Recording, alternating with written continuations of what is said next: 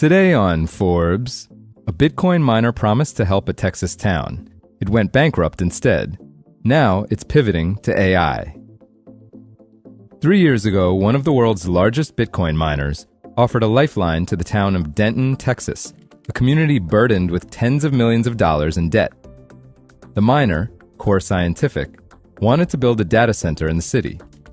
In exchange for a massive power contract that would double Denton's energy footprint, the company would provide much-needed revenue in the form of taxes and fees. Denton accepted. But within months of powering on, Core Scientific filed for bankruptcy after being saddled with its own outstanding debt. Now, on the heels of the artificial intelligence boom, Core Scientific has reinvented itself as a cloud computing company for AI startups. Last month, the former crypto miner announced that its Denton facility will transform into what it claims will be one of the largest AI supercomputers in North America.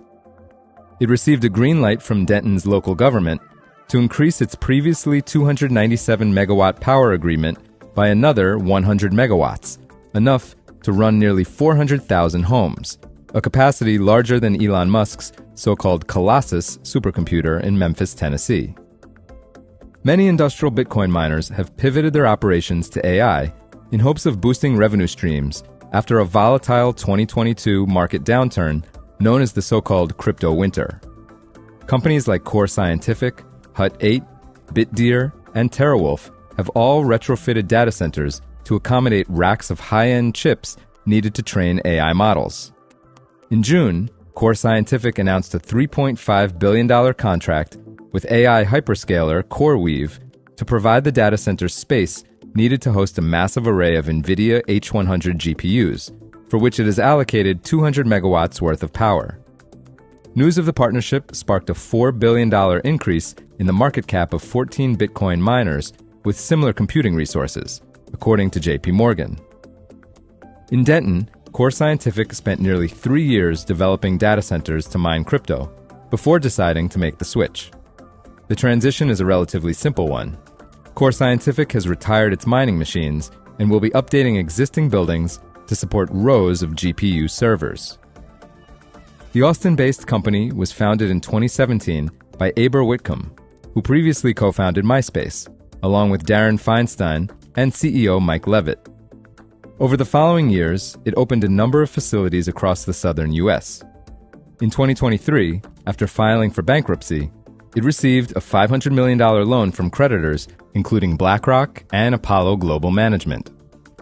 Last month, the miner reported $95 million in third-quarter revenue and $415 million in revenue for the year.